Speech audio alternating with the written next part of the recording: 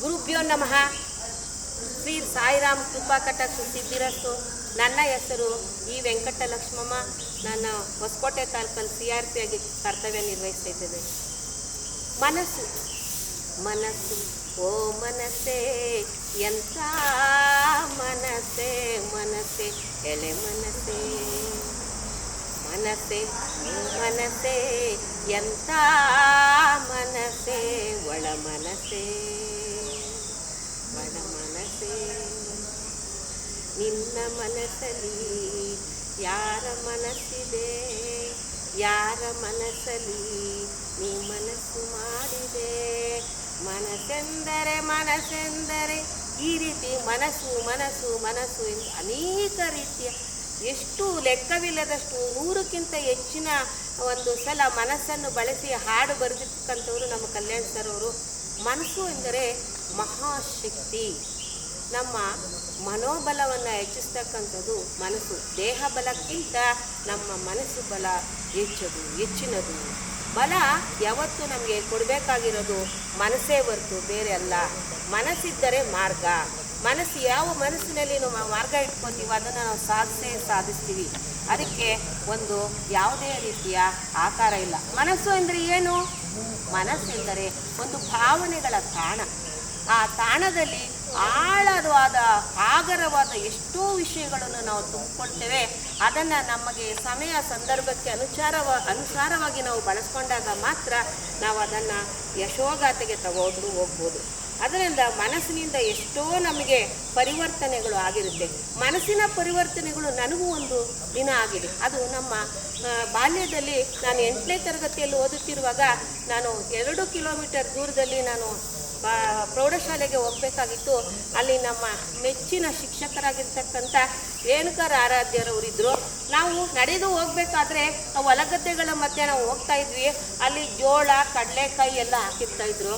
ಆಗ ರೈತರು ಏನಾದರೂ ಕಾವಲಿಲ್ಲ ಅಂದರೆ ನಾವು ಹೋಗುವಾಗ ಆ ಒಂದು ಜೋಳ ಕಡಲೆಕಾಯಿ ಎಲ್ಲ ಕಿತ್ತು ತಿನ್ನುವಾಗ ನಮಗೆ ಏನೋ ಒಂದು ಅತಿಯಾದ ಸಂತೋಷದಿಂದ ಮತ್ತೆ ತರಗತಿಗೆ ಹೋಗೋದು ಬರ್ತಾಯಿದ್ವಿ.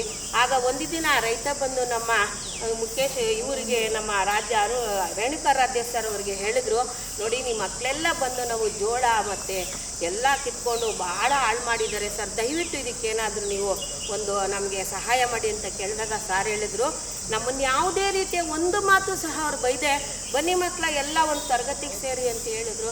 ತರಗತಿಯಲ್ಲಿ ಕುಂಡ್ರಿಸಿದಾಗ ಅವಾಗ ಬನ್ನಿ ಇಲ್ಲಿ ನೋಡಿ, ನಿಮ್ಮಲ್ಲಿ 2 ಮನಸ್ಸಿದೆ. ನೋಡಿ ಎಷ್ಟಿದೆ ಮನಸ್ಸು? 2 ಇದೆ. ಯಾವ ಮನಸ್ಸು? ಒಂದು ಒಳ್ಳೇದಿದೆ, ಒಂದು ಕೆಟ್ಟದ್ದಿದೆ. ಯಾಕೆ ಅಂದರೆ ನಿಮ್ಮ ಒಂದು ಮನಸ್ಸು ಹೇಳುತ್ತೆ ಹೋಗಿ ಜೋಳ ಕಿತ್ಕೊಳ್ಳಿ, ಹೋಗಿ ಕಡಲೆಕಾಯಿ ಕಿತ್ಕೊಂಡು ತಿನ್ನಿ ಅಂತ ಹೇಳ್ತದೆ. ಇನ್ನೊಂದು ಮನಸ್ಸು ಹೇಳ್ತದೆ ಬೇಡಪ್ಪ ಅವ್ರು ಬಂದು ಬೈತಾರೆ ಅಂತ. ನೀವು ಕೇಳಬೇಕಾಗಿರೋದು ಯಾವ ಮನಸ್ಸನ್ನು? ಅದನ್ನೇ, ಒಳ್ಳೆ ಮನಸ್ಸನ್ನೇ ಕೇಳಬೇಕು. ಯಾವತ್ತು ನಮ್ಮ ದೃಷ್ಟಿ ಹಸಿರಾಗಿರಬೇಕು. ಯಾವತ್ತು ನಾವು ಹಸಿರಾಗಿರ್ತಕ್ಕಂಥ ಮನಸ್ಸನ್ನು ಸೃಷ್ಟಿಸ್ಕೊಳ್ತೀವೋ ಆಗ ನಾವು ಹಸಿರಾಗಿ ಬೆಳಿತೀವಿ ಅಂತ ಹೇಳಿದ್ರು. ಆವತ್ತು ನನಗೆ 2 ಮನಸ್ಸು ಇದೆ ಅಂತಕ್ಕಂಥದ್ದು ನಾನು ಅರಿವು ಮಾಡಿಕೊಂಡು 8ನೇ ತರಗತಿಯಿಂದಲೂ ಸಹ ನಾನು ಏನಾದರೂ ಒಂದು ವಿಷಯಕ್ಕೆ ಕಾಲಿಟ್ಟಾಗ 2 ಮನಸ್ಸು ಬಂದಾಗ ನಾನು ಹೆಚ್ಚು ಹೊತ್ತು ಒಳ್ಳೆ ಮನಸ್ಸಿಗೆ ಕೊಡ್ತಾ ಬಂದಿರೋದಕ್ಕೆ ಈಗ 37 ವರ್ಷ ಸರ್ವಿಸ್ ಮಾಡ್ಕೊಂಡು ಮುಖ್ಯ ಶಿಕ್ಷಕರಾಗಿ CRP ಆಗಿ ನಾನು ಮುಂದುವರಿತಾ ಇದ್ದೀನಿ ಅಂದರೆ ತಪ್ಪಾಗೋದಿಲ್ಲ.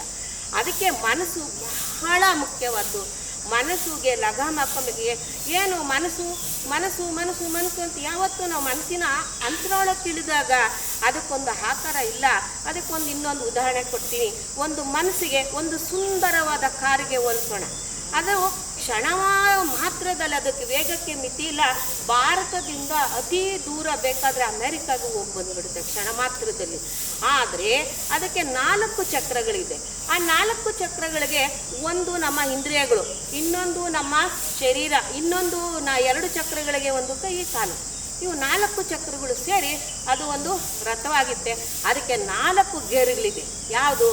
1ನೇದು ಚಿಂತನೆ, 2ನೇದು ವಿಚಾರ, ಧ್ಯಾನ, ಯೋಗ. ಈ ರೀತಿ 4ನ್ನು ನಾವು ಆ ಗೇರುಗಳಿಗೆ ಹೋಲಿಸಿದಾಗ ಆದರೆ ಇದು ಏನು ಒಂದಪ್ಪ ತೊಂದರೆ ಅಂದರೆ ಸ್ಟೇರಿಂಗ್ ನಮ್ಮ ಕೈಯಲ್ಲಿ ಇರೋದಿಲ್ಲ. ಆ ಅದು ಎಲ್ಲಿ ಬೇಕಾದರೂ ಅದು ಹರಿದು ಹೋದಂತೆ ಹೋಗ್ತಾ ಇರುತ್ತೆ. ಯಾರು ಅದನ್ನು ಹಿಡಿದಿಟ್ಟುಕೊಳ್ತಕ್ಕಂಥ ಕೆಲಸ ನೀವು ಮಾಡಿಲ್ಲ. ಆ ಮನಸ್ಸಿನ ಅಂತರಾಳ ಇಲ್ಲಿಯವರೆಗೂ ಯಾರಿಗೂ ಸಹ ಎಷ್ಟಿದೆ ಅಂತ ಅರಿಯೋದಕ್ಕೆ ಒಂದು ಅಳತೆಗೋಲು ಯಾರು ಮಾಡೋಕ್ಕೆ ಆಗಿಲ್ಲ. ಮನಸ್ಸು ಅಂತಕ್ಕಂಥದ್ದು ಒಂದು, ಏಕೆಂದರೆ ಗಾಳಿ ಮಾತುಗಳಿಗೆ ನಾವು ಮನಸ್ಸು ಕೊಡಬಾರ್ದು.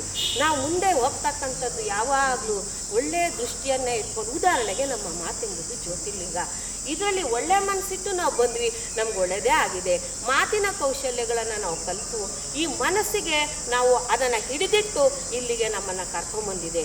ಆ ಮನಸ್ಸಿಗೆ ಲಗಾಮ್ ಹಾಕಿಲ್ಲ ಅಂದರೆ ನಾವು ಕೆಟ್ಟ ಕೆಲಸಗಳಿಗೆ ಹೋಗಿ ಈ ಸಮಯವನ್ನು ನಾವು ನಷ್ಟ ಮಾಡ್ಕೊಳ್ತೀವಿ. ಇದನ್ನು ಸದುಪಯೋಗ ಪಡಿಸ್ಕೊಳ್ತಕ್ಕಂಥದ್ದು ನಮ್ಮ ಮನಸ್ಸು ಯಾವತ್ತಾದ್ರೂ ಹರಿಯೋದಕ್ಕೆ ಬಿಡದಂತೆ ಅದಕ್ಕೊಂದು ತಡೆಗೋಡೆಯನ್ನು ಹಾಕಬೇಕಾದ್ರೆ ನಾವು ಅದನ್ನು ಹರಿತು ಬಾಳಬೇಕು. ಆ ಮನಸ್ಸನ್ನು ಹರಿತು ನಾವು ಗೆಳೆತನ ಮಾಡಬೇಕು.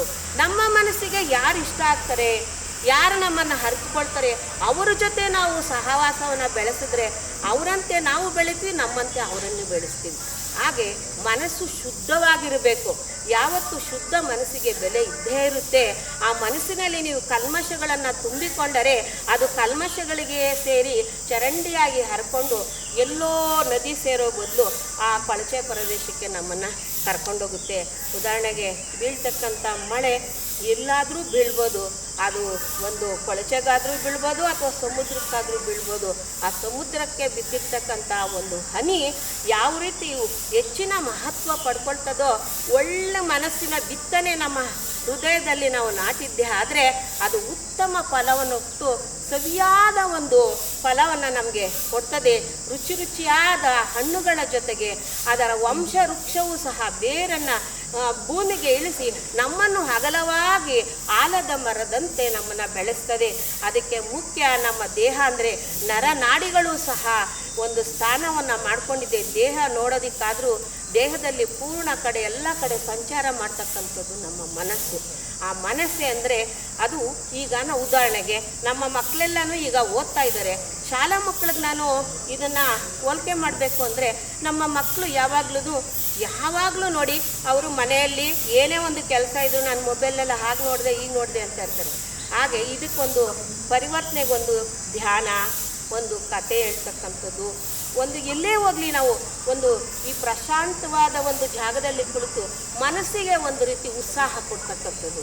ಅದು ಈಗ ಒಂದು ರೈತ ಇರ್ತಾನೆ, ಆ ರೈತ ಏನು ಮಾಡ್ತಾನೆ, ಒಂದು ಕಡಲೆ ಬೀಜವನ್ನು ಭೂಮಿಗೆ ಹಾಕಿದಾಗ ಒಂದು ಕೋತಿ ಬರುತ್ತೆ. ಕೋತಿ ಬಂದು ಕಡಲೆ ಬೀಜನ ಎತ್ಕೊಳ್ಳೋಕೆ ಹೋಗಿ ಆ ಭೂಮಿಗೆ ಆ ಮಣ್ಣಿನ ಸಮೇತ ಕಡಲೆ ಬೀಜನ ಹಿಡ್ಕೊಳ್ಳುತ್ತೆ.